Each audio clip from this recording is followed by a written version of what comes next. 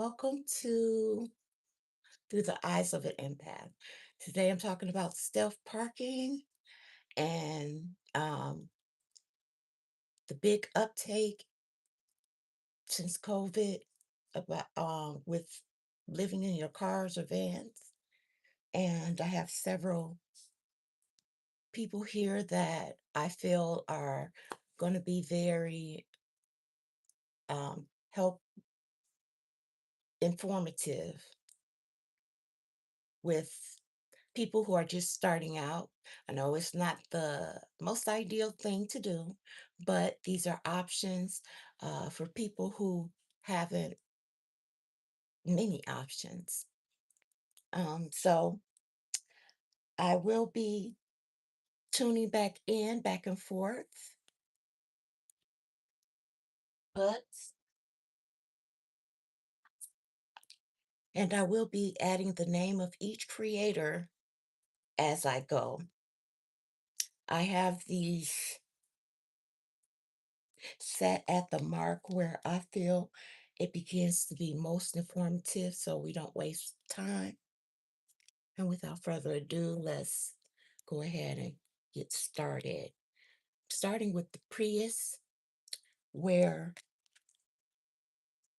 it's a lot more of a stealth parker than you would imagine. Let's get started here. Someone doesn't get 40 to 50 miles a gallon. Uh, they are incredibly reliable. If you go to Google, you can go right now and type in top 10 most reliable vehicles. The Prius will be on every single list. They are incredibly reliable and durable. Now, the one thing that a lot of you are writing in right now, I can hear you typing, but the battery pack's going up, and the battery pack is going to die. They originally were saying that they should last about 200,000 miles, and what they're discovering is that it's easily between 200 and 300. Some of the battery packs are going up to 300,000, and that's an awful lot of miles. Um, and now there are clone battery packs, so you don't have to buy an original factory.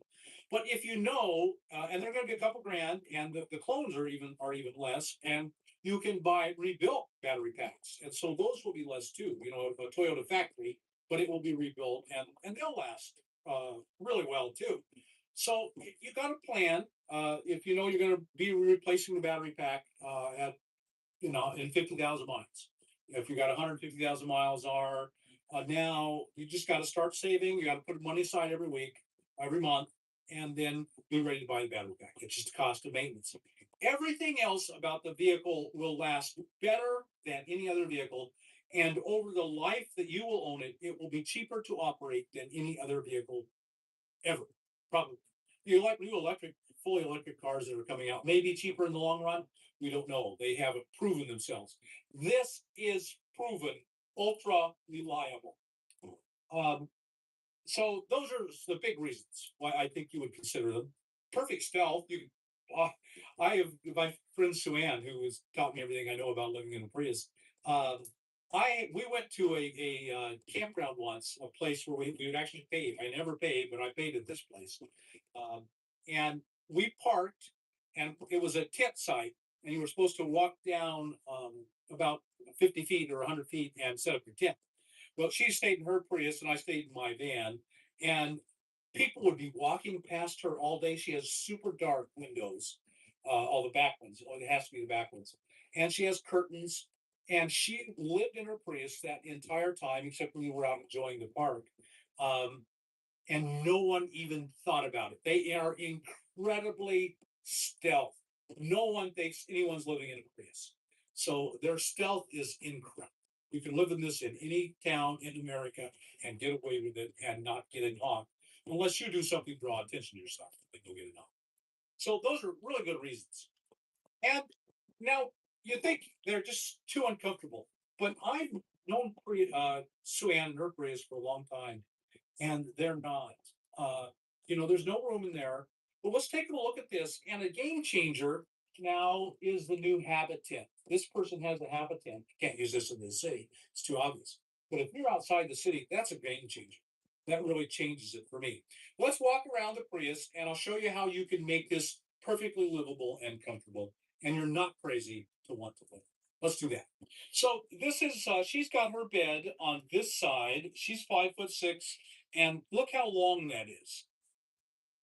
Even with the door down, it would still be that long. It's plenty of room. And this front seat can be moved forward more, and be tilted down more.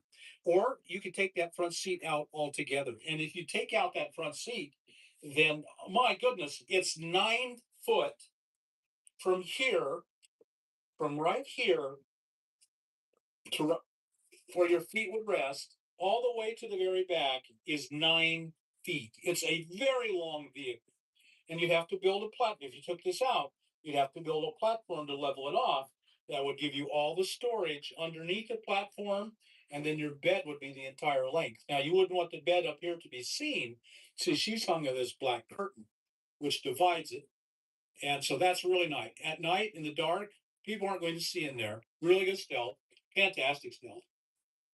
Now, this person that owns this vehicle is a bit of a prepper. She has 9 weeks of food. So she sleeps here.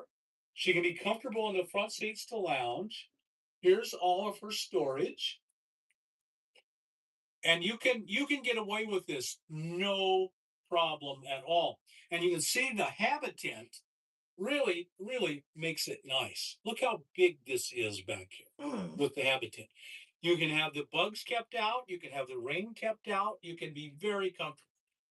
Now, my assistant Trina is going to show us while I'm shooting the video that you can open it up. Say hi, Trina. You get this great view during the day. You get this great ventilation. Mhm. And I'll show you inside what it's like to be inside the habitat. Well, the problem for me with these things is there's no headroom. Um, okay, so I'm inside and I'm lounging. This is where she is set up to lounge. Try not to break anything while I'm there. Got a nice little fan right there. And Trina, will you shut this for me? So you would just set this up so that you're comfortable. Yeah, there's a good idea.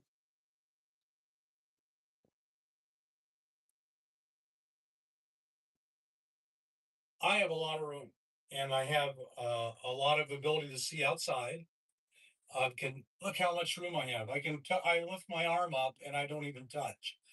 This solves one of the biggest problems which I see with being in a Prius is going to the bathroom.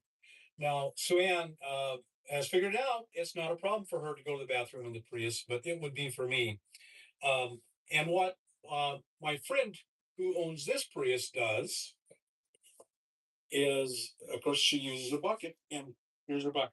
And she said, this is where she uses it. Let me put this coating doesn't like without me. Let me see if I can figure this out. Now, this is where I have to be like this if the door were closed. But with it up, I am fully up.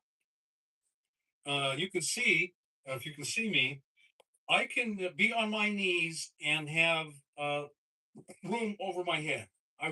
That's really nice. And let's assume that nature is calling, and it's not a pleasant topic, but it's what we talk about. So here's my bathroom. Nature's calling. I can get up on my knees. In fact, I can stand. I can get up and just hunch over like that.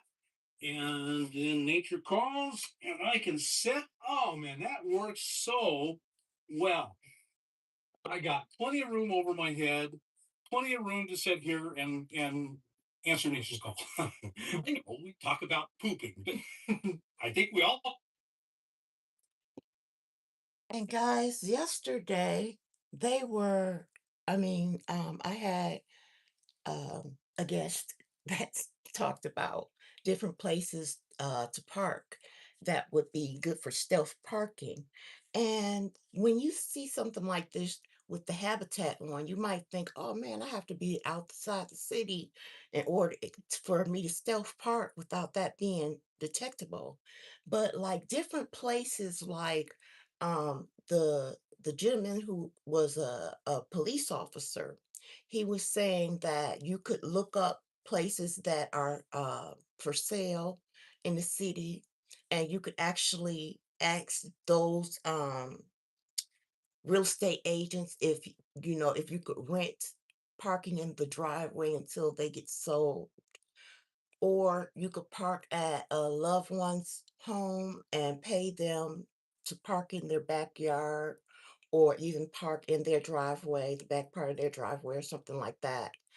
And and then they also, now that these are like, they have trailer parks, you could rent on trailer park land, or they also have new communities sprouting up where they just have land, and you could just they have communities of land, and then they might have a little coffee shop inside of them, just a table with the electricity and somebody makes coffee. But I've seen that on here several times where you can pay to park. So there are places inside the city where you could still park and use a habitat on the back of your vehicle. And it's not just the Prius that you can use it on. This just so happens to be a vehicle that is on. It's a lot of smaller vehicles you could use the habitat on. And just look it up and check it out. But I thought I'd throw that in there because he did mention that if you stay outside the city. So, a lot of people stay in the desert and stuff where there's nowhere around, no one around, but people just starting off that are leaving their homes, they're not going to be out in the desert somewhere. You guys are going to be trying to find somewhere in the city that you could park that. But if you like to check out more places to park that would be comfortable, then check out the post I made yesterday. Now, I know you guys are saying, I could look up online and find all this stuff myself. But with the uptake and then the years of people posting, you might not be able to find what I intentionally set out a couple of hours, a couple of days at a time to find. And what I was looking for, to bring different points out. So it's not just one particular direction I'm going with this. So, in any case, let's continue. We have fun. This works so well. So the big thing is you're going to have to figure out how to move around, what to grab, what to pull. I've not done any of it, so it's awkward for me. But really quickly, you would figure out how to do it. So let me show you how. Um, so here's her Go. bucket, and the bucket. This is where it lives. This is where it stays, and it's set in here so that she can sit on the bucket without having to punch. You can see that you can actually stand in here, and I am standing hunched over slightly, but not bad. I mean, I've been in vans that were this long, so this isn't bad at all. And here's the bucket. And if I were going to use the bucket, I'd just sit here and answer an interest call. I mean, that's the way you can do it. So the hardest thing, the habit of living in a Prius is going to the bathroom, and the habitat solves that. I could easily go to the bathroom here. Uh, I've got the windows open, but I'd close them. Of course, when I'm going to the bathroom. I got a big view, lots of room. I could stand and put my, I could put my pants on. How do you put your pants on, please? The habitat solves that. I could easily stand here and put my pants. I will lay here. She's using a self-inflating pad, a backpacker's pad. I Mhm. sleep on one myself. I'm a big fan. You can inflate them or not. And let me take the camera in. And let me warn you, I have a hole in my sock. Sorry, folks. I got a hole in my sock. Don't think it's the end of the world. Uh, So I'm laying in here, and I have plenty of room. I'm not very tall. I'm only 5'8", but you could make this fit. And this front seat isn't as far forward as it can go. You can see I got plenty of room here around me. plenty of room to back by my I bet you that's his favorite pair of socks. Guys love breaking their stuff in. comfortable, really easily comfortable. So the length is not a problem. The scooching around is a bit of a problem, but you just get used to it and figure it all out. What to grab, what to pull. It does have really nice grab bars. That's what I would do in here. Is I could pull myself up easily with grab bars and move around with them. I don't ever do this, so I'm not comfortable doing it. But I would get comfortable and figure it all out, how to move around. So I spent no time in here, but I think, and I'm 65, almost 65. I'm not at all flexible. I'm not maintaining it. I think I could figure out how to move around in here comfortably. So grab a handlebar, that sort of thing. Mostly thinking I can do this. See, and now I just roll myself out. Yeah, I could just sit down, go back. I'll figure this out. So I think you can see it would be a lot more viable to live in here than it looks. One of the big issues will be storage. How much room do you have? She has 8 gallons of water and 9 weeks of food. So there's a big area down here, and you can see a lot of food. Just things, toilet paper. We all have to have toilet paper. Uh, so she's got a lot of storage underneath here. Front seat, side walls. You got to be a minimalist, but you can do it. Mhm. And she'll do her cooking outside. So she's set up to do her cooking right here. Standard butane stove. So really, really easy. I have become just an enormous fan of habitants.com. I think this is a game changer for Pretty the cool. Prius. Yeah, pretty You get all the wonderful things that we love about the Prius, and you Mhm. also get so much more headroom and maneuverability inside. You can stand up to change your clothes. You can get on and off Okay, moving on. really easily. I just, I'm gonna move on to the next guest. I'm a fan. I just think this is a really good way You to keep go. doing that. I did that yesterday. I'm trying to find a way to go to my next thing, and I keep on going back to TV. YouTube. You're gonna wait more. You're gonna need some food. Pardon me, guys. How y'all doing today? I know I'm doing good. God gets me up in the morning and I take it from there. I'm good to go from there. Grateful, thankful, and blessed. It's the way to live a successful life.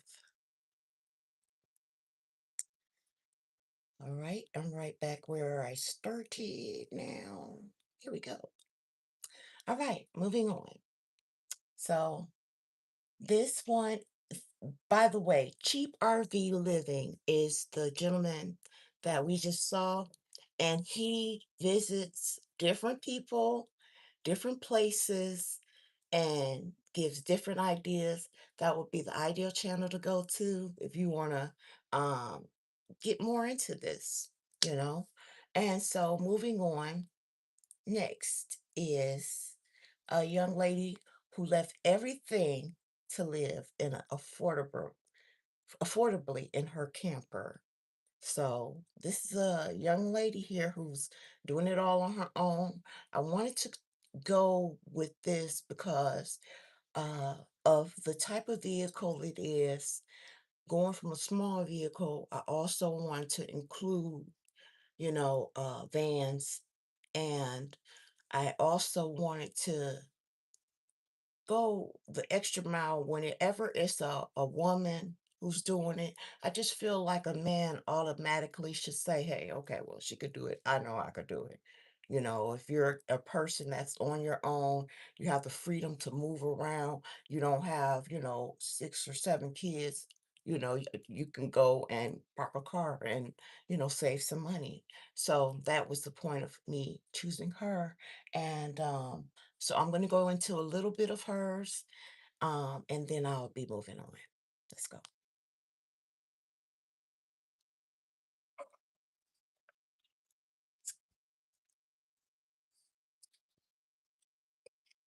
This was basically how this came stock, other than this countertop. The previous owner redid the counter and put in this butcher block. He redid the sink and put in this more modern faucet, which I love. This is a propane slash electric fridge, which was stock on this as well. I did not like the black front, however, and I found this adorable wallpaper that felt a lot more me. And once I put that on there, I love my kitchen so much more after that. I've got a, I would guess, around 10-gallon water tank. Don't know to be exact. I've just filled it up till it's full. But I also have a gray water tank for my dishwater and a black water tank for my toilet that I dump just like a traditional RV. This is my cooking space. I've got my two burner stove here. So even though I only have this stovetop, I don't really feel like I'm missing anything. I did originally have a microwave up here, but that only works when I run on shore power, and I'm pretty much always boondocking. So I just ripped that out and made it into storage. I really don't miss it. Occasionally, I do miss having an oven.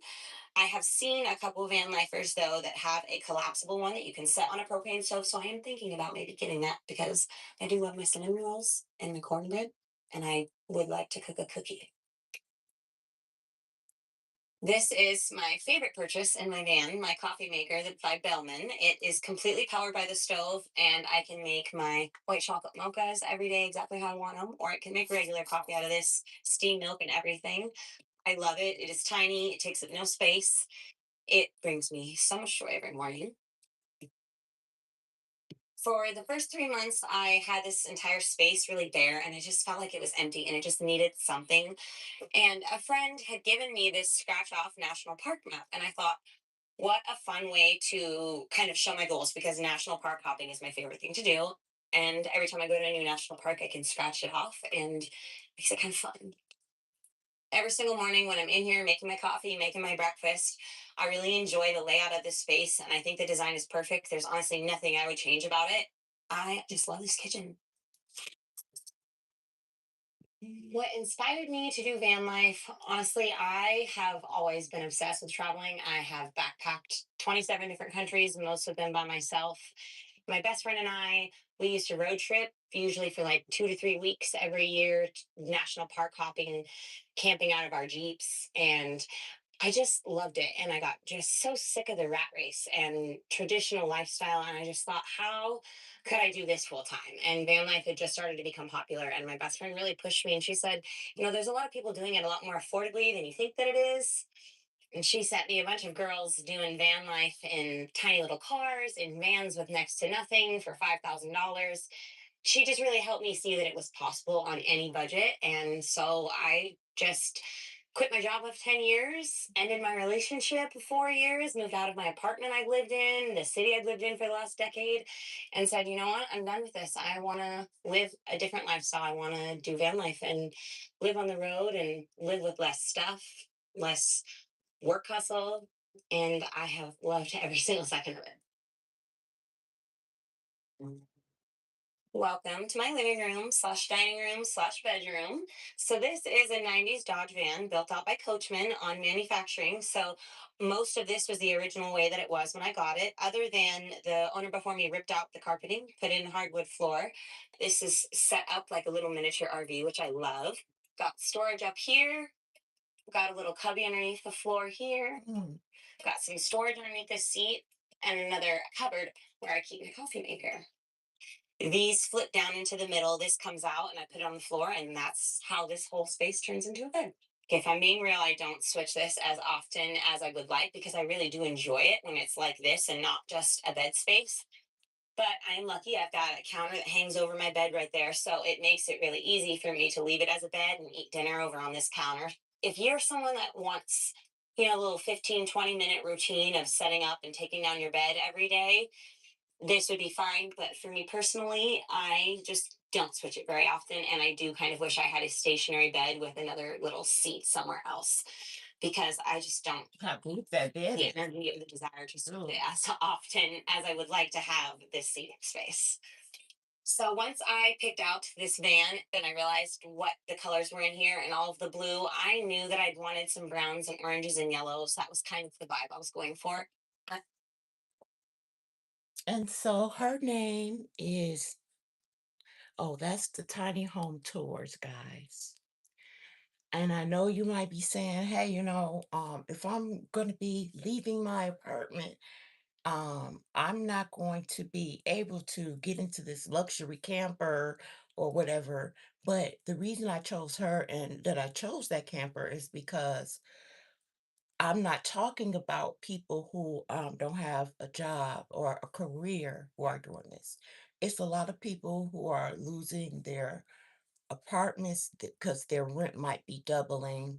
Like in New York, I've heard that the rent is, astronomical.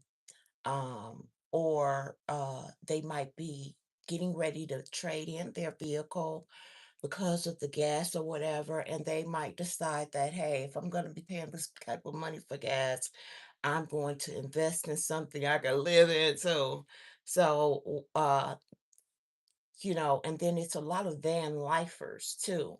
And these would be giving them some good ideas for their camper. And so, moving on, and then I will be going into the rant from the empath about the whole lifestyle and the whole um, and today's intake of today's guests. Here we go.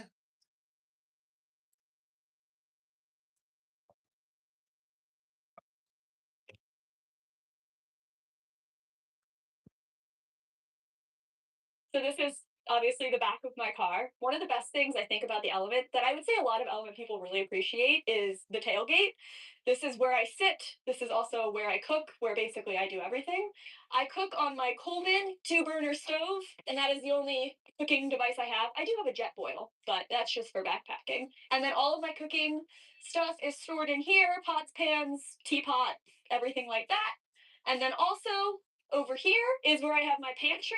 This is actually something I would change about my build if I redo it. I have to reach in here to access my pantry, which is very inconvenient, and I'd probably do a pull out next time, but it works, and that's what matters. There is extra storage a little bit back here. I really just store reusable shopping bags there because Washington no longer gives you shopping bags. So when you're in Washington, you need them. And then my bed here, it does fold up into a couch. I can confidently say that I have done that about twice since I did the conversion. But it does fold up into a couch, and my entire conversion is actually held into my car using zip ties. And you could take the entire conversion out and you can put the seats back in, and then it's a regular car again, which Zip was important to me ties. because I, at the time when I started out traveling, wasn't sure if this was going to be a lifestyle. So I wanted to make sure I could resell my That is a great idea. Zip tie. She did this, and she's been living in her car for 6 years. That's since COVID. car in its stock form. But obviously, after 6 years, I'm pretty committed to this being my home. I think a lot of people also wonder with a space this small if possibly it gets, claustrophobic or anything like that. I personally love it. The bed's built for a 5'6" person. I am 5'4", so it fits perfectly. I hang out here. But the nice thing about car life, as opposed to a bigger vehicle, is it's not so comfortable that you won't go outside. I feel like having a smaller space to live in really encourages you to go outside more and explore more because you don't just have like a place you can stand up and hang out in when you get back to your vehicle. So I think that's been really helpful in getting me outside more and exploring. These are my window shades that are in kind of a state of disarray, and they have been for a while. Half of them are finished and half of them aren't. But basically, they have reflectors and then blackout curtains on the other side. So on the outside, if someone's looking, they'll see the blackout curtain, which blends in a lot better and makes it a little bit less obvious that someone is sleeping in the car, which is really good for stealth camping in cities and places where you would prefer not to get the knock. This is the only mod I've actually done to my car. I have this rear hatch release, so basically I can open the back of my car from inside my car and get out as opposed to having to go all the way around, which is just really nice safety and convenience. It's made my life a lot better.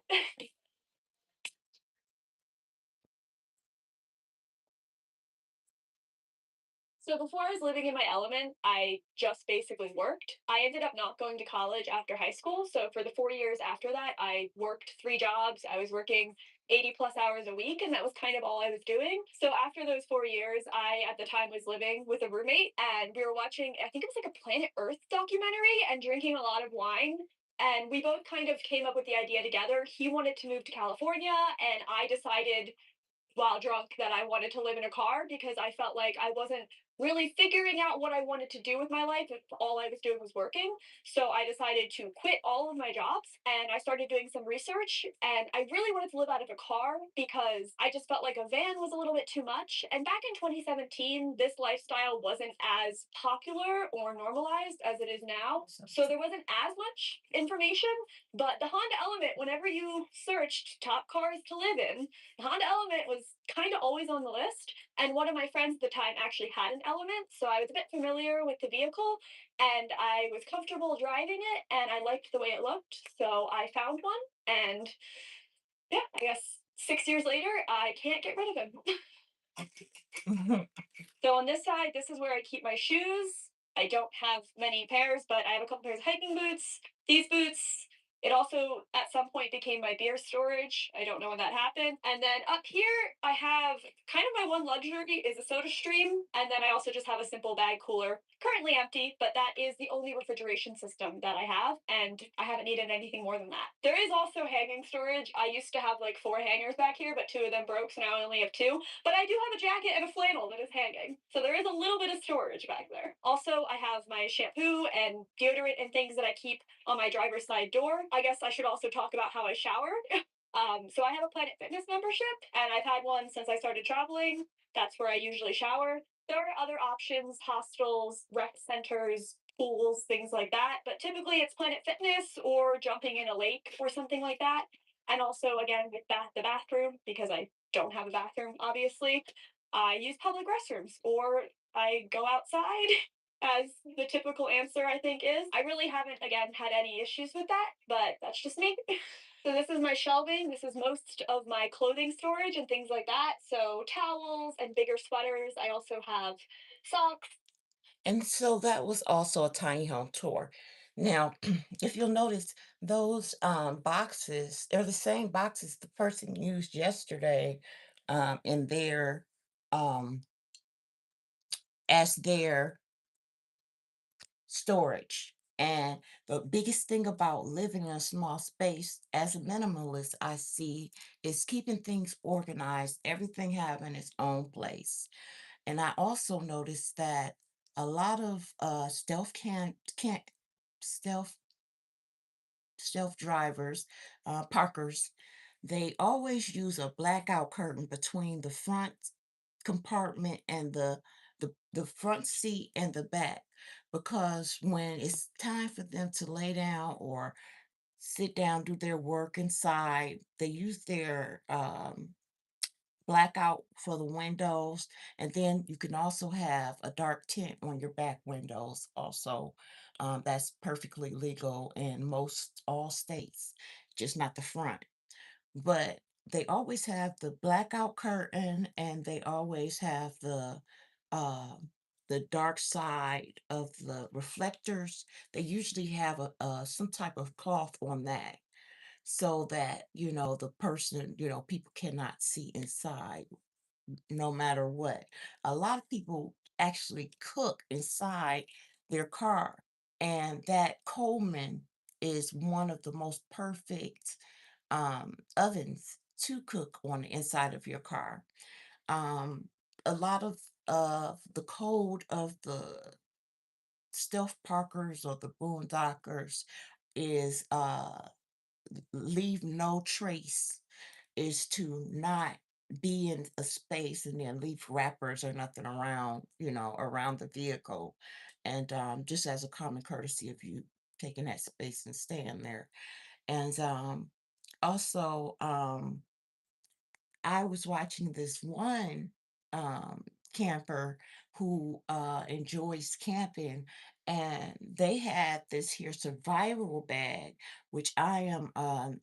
I'm not a prepper, but I try to foresee different, like if a storm come or whatever, we have a blackout or something here. I try to have the things on hand that I would need. Um, so anyway, he had this bag that I had saw on Amazon, and it made me reminded me of this here bag because in the bag it has this straw that you can go to any pond or drink out of anywhere, and the straw filters what you drink. So even if you went to a pond and just got some water, or you had some drinking water and it needs to be boiled in order for you to drink, you would just have this straw and then drink the water. Also, it had these, they look like foil, but they're actually blankets, and they actually keep you from freezing. They look like a big thing of foil, and you just sort of, it takes up no space. And that's what the police and fire department use, and they just they're very comfortable. Also, they have these flares where if you are out in a space, a lot of these people are out of town on their way somewhere, and they might be on the road, they're not in familiar area, or a lot of these people are in the desert or on campgrounds or wherever. So if you get stuck in a compromised situation, it's good to have a flare gun, flares or whatever. And then also, what else was in that bag that I thought was neat? Also, anyway, the bag, I saw it on Amazon. It's only like $40. And it's just really good to have those things. Another thing to keep in mind is most all of these people have these big power power pack boxes where you can charge your stuff on or whatever. But the Prius, for $1, like $1 in gas a night, you can run the air conditioning straight through the night on the Prius because it has a battery pack, and the battery. That's what he was talking about. They have that separate compartment. That's what makes it so good for like a boondocker. And you could run that all night and charge your stuff up and everything. Again, if you go to that channel, then you would be able to. I said his name, the white bear. He was on the show yesterday as well, and this show. And if you went on there, then you would be able to hear him speak on different things because he is a pro at everything concerning safety and all that. And I'm trying to get well informed on different stuff like that. I think it's pretty cool. Again, I'll say that these are more in the camping terms or whatever, and people who chose the lifestyle, which is a better point of view, I think, to come from because they can give more insight. They can speak more freely without the frigidness of just starting to understand what's going on. Another good thing about what I feel, why they felt so comfortable quitting their jobs and doing the rat race of trying to find a way to save on top of spending money, and sort of, you know, uh, having to deal with so many people in a workday to, get to what you need, um, money, that if you decide to live in your car, if you have that type of freedom and that type of, if you're a single person, you can do Uber. I saw one guy on here who was doing Uber, and his goal would be 150 a day, start from morning to night. And he was tapped into Uber Eats, DoorDash. He was tapped into everything, Walmart, CVS, and he was just constantly just delivering until he decided to stop.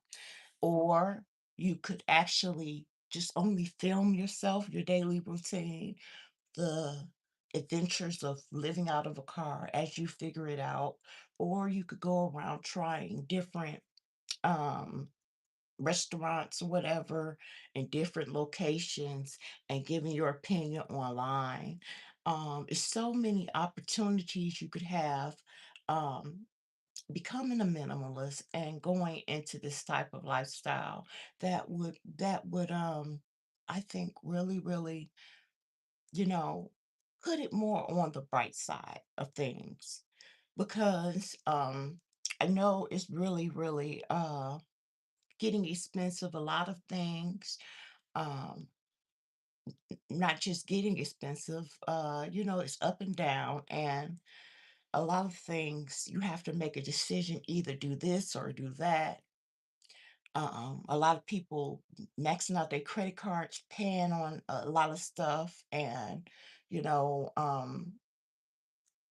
it's just seeing another point of view.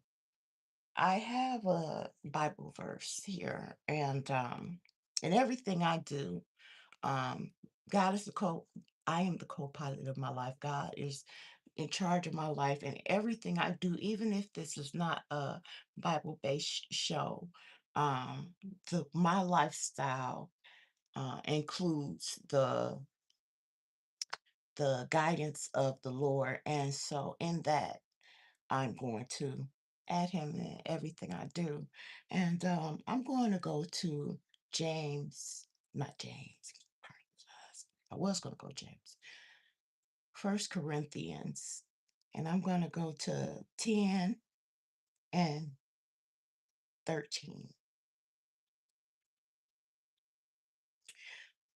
First, I'm gonna say I think it was really cool. I had got into an Uber a few days ago, and um, the guy had a Bible on the his console, and the car was very spacious and everything, but they have on the Uber app, if you want to, women feel better sometimes riding with another woman as the driver, and they have that as a different price range if that matters to you, just like they have will deliver this if for a different price, and or if you want to share a vehicle or whatever, then this is a different price. So anyway, I'll be choosing who's the closest, who's the fastest, whatever.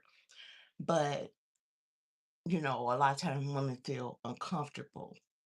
And I thought having that Bible there, and as I've been getting into more of watching van lifers and everything, I just thought it would be a great idea to bring it up and say, for us that are Christians, um, it is a great way to just sort of, I don't know. I just thought it was a great thing to have that Bible sitting up there.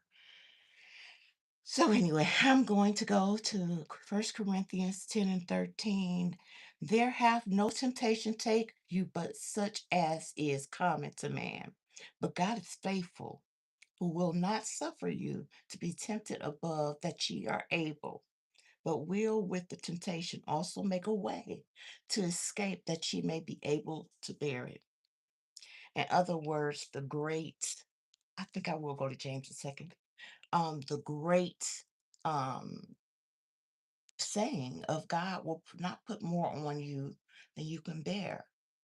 And then sometimes I have noticed in my journey of my awakening that a lot of times God is pushing you in another direction. It might seem like He's putting on a lot of pressure on you, like, Lord, are you, I can't contact, what's going on? And it's just like a lot of times you wouldn't move otherwise. Sometimes he just gotta push you. You know how the birds be like, it's time for you to leave the nest. And they will push them out. And it's just like, I hope you've been watching. I hope you've been learning. I hope you've been doing your due diligence because you knew it at some point. You saw your brother last week. Now you knew at some point this was coming. I hope you've been watching. But God, sometimes he have to push you in another direction and be like, "No, I've been here for 10 years. I don't need another I know I complain every day. I know I don't get along with nobody I work with. I know I don't like this job, and I just got used to complaining every day. I know I'm not making what I feel I deserve. I haven't gotten a raise since I've been here, and I'm not appreciated. But still, I know I got a job hour to get to it. I know the gas costs more than what I'm making. It don't really make no sense."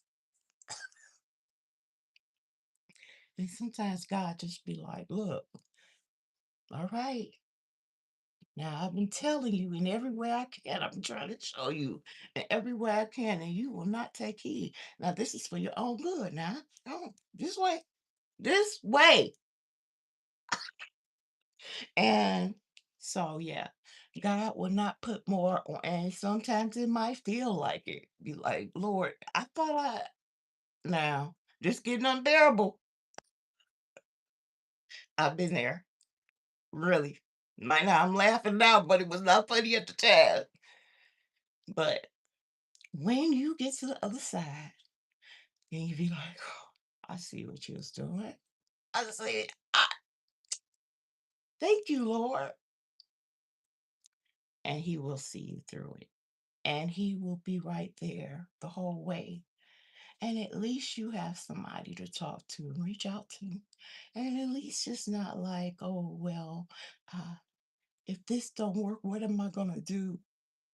Can you imagine not being able to have anybody to call on, to be able to get down on your knees and express yourself to somebody that you won't have to hear it back.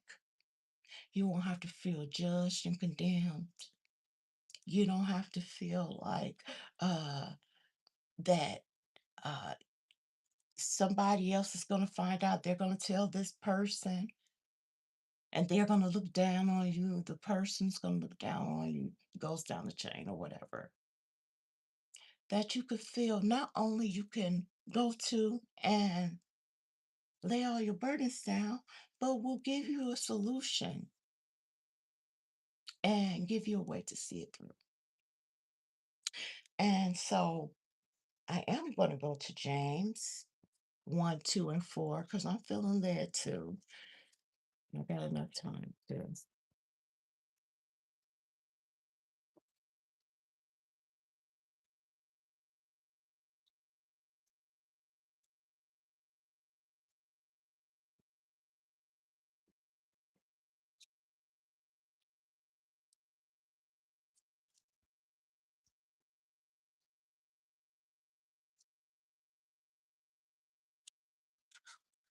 Here we go. James 1.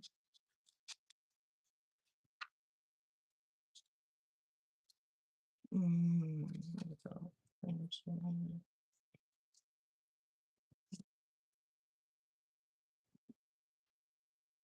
Here we go.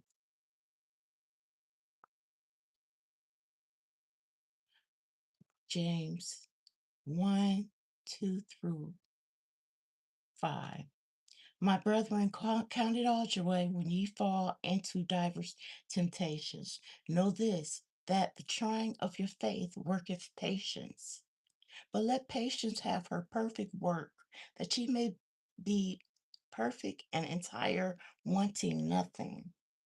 If any of you lack wisdom, let him ask God, that giveth to all men liberally, and upbraideth not, and it shall be given him.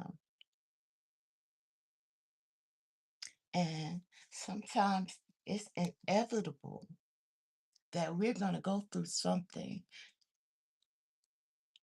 in order to learn, in order to sharpen our pencil, in order to, you know how they saying iron sharpen iron. That's not always, the iron is not always a person.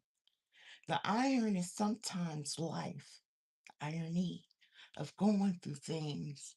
Um, in order to, when you get to where you're supposed to land at, to be a better capable of um serve in that place, to be better able to relate to the people that will be in that space, to be able to speak knowingly instead of speaking through what you have read, but having a certain knowing inside of you that is unshakable, that is not sort of kind of something that you can lean on in your times of trouble. When you have that sort of, just like in the Bible, where they was thinking like, could this be the Messiah? Jesus, could this be the Messiah? And here they was seeing him do different things. And then at one point they was like saying, truly, this is the Messiah. And you could sort of, they could sort of go back and like, wait a minute, he just rose Lazarus, definitely. Uh, oh, wait a minute, this, you know, and it's sort of, you have something where you have not only seen, you have felt, you have went through it. It's just like, look, I was at the bottom of the sea, bottom of the, in the valley with what's that, quicksand, and I ain't have nobody to get me out. Not only was I in the valley, but quicksand was up under me, you understand? I have nobody get me out. And I know that I know that I know that I know for a fact that was only because of God that not only did I get out the valley, but I had the strength to climb that mountain. And when I got to that mountaintop, to know what to do in order to gather my strength again, in order to eat what berries, not to eat what, you know, how to start a fire, how to maintain until I can get my strength together, enjoy that space, and then move on. So, in the midst of our trouble, in the midst of things being, it's just inevitable in our journey that things will come up to challenge us. But in that space, that we have a God we can call the God, and we have directions, examples, and we don't have to lean on our own understanding. We don't have to wait to go to church. We don't have to wait for anybody. We don't have to go tell our confessions to someone and them tell us how many, what to do. We don't have to pay somebody and then find out what to do. We have a direct line. And yeah. And so, with that said, I hope you enjoyed this episode. I can only say I will be here tomorrow because I tried to say yesterday what the topic was, and the Lord got on me about that. The Holy Spirit shook me on that. Like, if I'm doing the leading here, you cannot be going ahead of me. So I said, you know what? I didn't even finish what I started with this. So I definitely went in further. I had a, a couple of brothers who had the shower, but I decided not to show them because of cussing, trying to keep a clean show, and it was just too much cussing. I just felt like it just, it just was too much. And so I mean, as I come to things, I don't just stop because of no color or anything. I'm looking at the direction of what they're talking about and how it will help who I'm talking to. I don't care who it is talking. I'm looking at what they have to offer. So, with that said, I hope you guys enjoyed the show today, and I hope you guys tune in tomorrow. No matter what, I'll be here. If God saves it. All right. Y'all have a great day. I love you. Y'all have a great day on purpose, all right? God loves you so much more. Peace.